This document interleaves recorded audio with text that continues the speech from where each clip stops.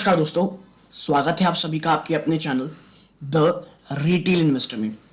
दोस्तों, आज बात करने वाला हूं मैं एक्सिस बैंक की। और एक्सिस बैंक को लेकर के बहुत सारी खबरें हैं। वैसे तो दोस्तों, एक खबर सिटी ग्रुप से है जो शायद आप लोगों को काफी समय से पता होगी क्योंकि एक दो दिन पुरानी है। लेकिन पहला, बहुत अच्छी फंडिंग की है एक्सिस बैंक ने।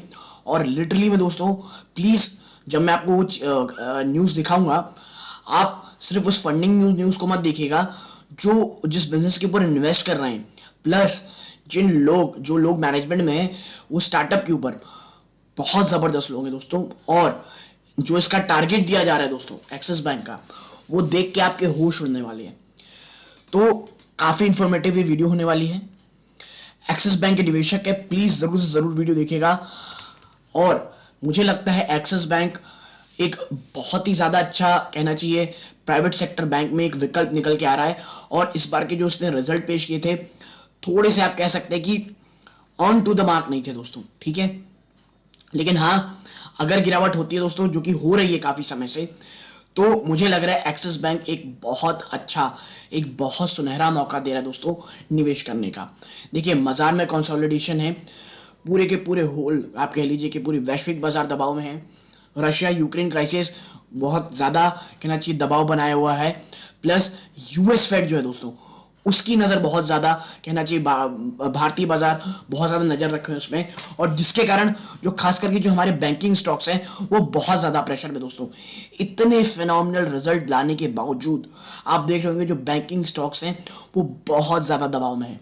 इन तमाम चीजों में चर्चा करूंगा दोस्तों, प्लीज वीडियो को अंत तक देखिएगा, काफी इंफॉर्मेटिव एजुकेटिव होगी। और मैं बता दूं दोस्तों, मेरे कोई भी पर्सनल होल्डिंग एक्सिस बैंक में राइट नाउ नहीं है, तो इसीलिए कोई भी, मैं कहना चाहिए, बाइस जानकारी नहीं दूंगा।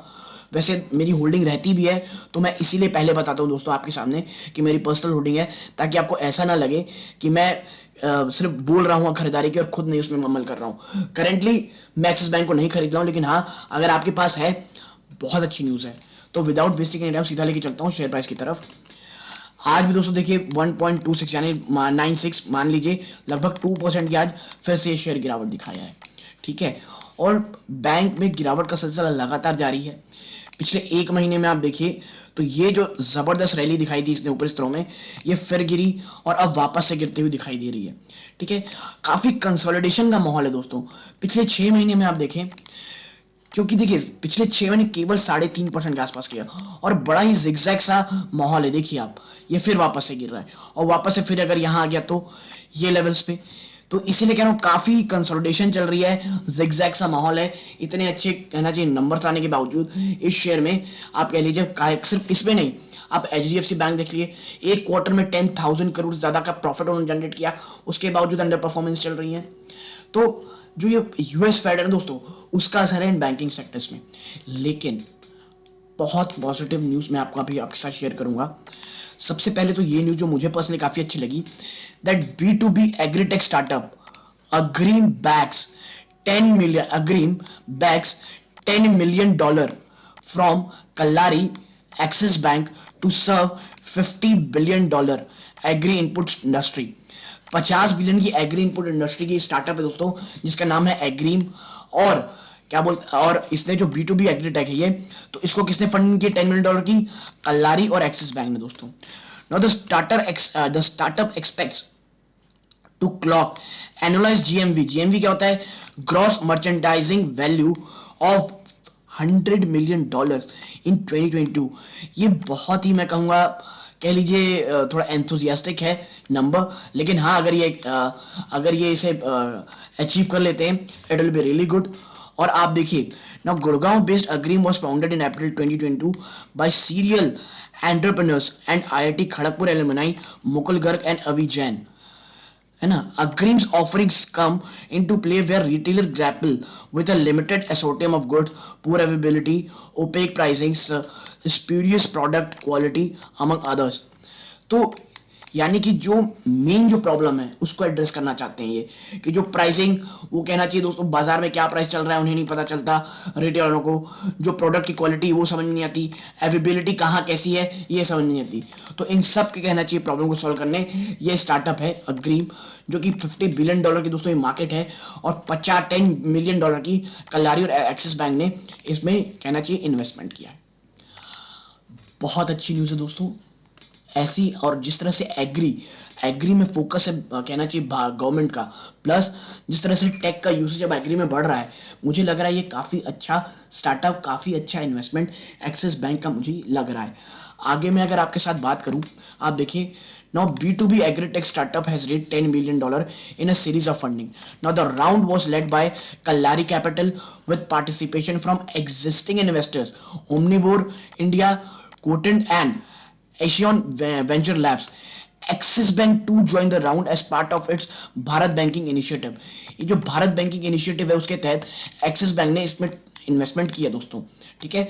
यानी कि एक वेल फंडेड स्टार्टअप है, ऐसा नहीं कोई नया स्टार्टअप है, काफी बड़े बड़े इन्वेस्टर ऑलरेडी इनके पास थे। एक्सिस बैंक ने कहना चाहिए एक इनिशिएटिव के थ्रू इसमें निवेश किया है, देखिए, ठीक है। और मैं आपको बता दूं, it further directed to increase stock keeping units by 10x to reach 250,000 SKUs across agri inputs category. देखिए ये हमारे काम का नहीं है, लेकिन हाँ मैं आपको एक से एक चीज कहूंगा दोस्तों, इसको पॉज कीजिएगा और इनके बारे में पढ़िएगा। छोटा सा डिस्क्रिप्शन है कि ये जो फाउंडर है ये कौन है और स्टार्टअप क्यों मुझे बहुत ज्यादा अच्छा लगता है दोस्तों। एक छोटा सा डिस्क्रिप्शन मैं यहां दे देता हूं, is that now the startup said it is building the largest digital platform for India's 50 billion agri input industry by connecting retailers directly with manufacturers and providing all parties with solution for distribution, credit, logistics and marketing. Now agri works across agri input categories including seed, fertilizers, crop protection, animal nutrition. I mean this is pretty good दोस्तों, बहुत अच्छा startup है। देखिए लग अच्छा रहा है, execute कैसे होगा ये फ्यूचर बताएगा, बट जिस तरह से ये काम कर रहे हैं अगर ये करने में कामयाब रहते, क्योंकि देखिए भले ही जो मार्केट बहुत बड़ा $50 बिलियन का, लेकिन उससे ज्यादा हर्डल्स है इस बिजनेस में, इस लाइन ऑफ एरिया में, एग्रीकल्चर में हमारे भारत में बहुत ज्यादा आप कह लीजिए इनोवेशन अभी नहीं हुआ है। फार्मर्स हमारे इतना इनोवेट नहीं कर पाए, क्यों? क्योंकि आपको पता है हमारे फार्मर्स लैक ऑफ फंडिंग से बहुत ज्यादा जूझते हैं। अब एक जो किसान है दोस्तों वो बारिश के पानी में इतना निर्भर है, और क्या क्या प्रॉब्लम्स है अगर आप ग्रामीण इंडिया या रूरल इंडिया या सेमी रूरल इंडिया से भी होंगे तो भी आपको पता होगा कि हमारे देश का किसान किस कठिनाई से काम कर रहा है दोस्तों, ठीक है। और मैं आगे बताऊं, आगे देखिए, ये जो है ये न्यूज शायद आप लोगों को पता हो that Axis bank to acquired Citi's consumer banking business $2.5 billion. जो कंज्यूमर बिजनेस है सिटी बैंक का $2.5 बिलियन में खरीदा है, और ये एक ह्यूज नंबर है, ठीक है दोस्तों। अब आप देखिए, अब आप ये जो है that Axis bank has emerged as the front runner to acquire Citigroup's retail banking business in India and is nearing a deal worth around $2.5 billion. It will have a cash component of less than $2 billion thanks to the liability of the consumer business, है ना। तो देखिए बहुत अच्छी चीज है ये, क्योंकि मैं इसलिए नहीं कह रहा हूं दोस्तों क्योंकि भैया $2 बिलियन खर्चा कर दिए, भाई बैंक ने खर्चा किए यूं ही नहीं किए होंगे। अब रैशनल को समझिए इस इन्वेस्टमेंट का, सबसे बड़ा रैशनल इन्वेस्टमेंट का ये है, सिटी जो बैंक था दोस्तों ये प्रीमियम बैंक था, यहाँ के जो कस्टमर ये प्रीमियम बैंकर्स हैं, और यहाँ के जो कस्टमर्स होंगे ये अपर मिडिल क्लास से आते हैं, और जो इनके पास कहना चाहिए क्रेडिट कार्ड्स हो सकते हैं सेल ऑफ होंगे, ये प्रीमियम क्रेडिट कार्ड्स होंगे जहां पे बहुत ज्यादा बिजनेस मार्जिन होता है बैंक्स को। यानी कि एक प्रीमियम रेंज के कस्टमर एक फुल ऑफ स्टैक इनके पास आ चुका है। और देखिए जो एक्सिस बैंक को टारगेट दिए जा रहे हैं इसी सब को देखते हुए, आप देखिए एमके ग्लोबल ने 1020 के टारगेट्स दिए हैं इस बैंक के, ठीक है, 1020 रुपए के। मुझे लगता है काफी रीजनेबल टारगेट है, मैं आपको बता दूं 1 साल के टारगेट है ये। तो ये पूरी इन्फॉर्मेशन अगर आपको पसंद आई हो लाइक कीजिए, चैनल को सब्सक्राइब कीजिएगा। ये इस वीडियो का अंत है, यहां तक जुड़े रहने के लिए धन्यवाद। जय हिंद दोस्तों।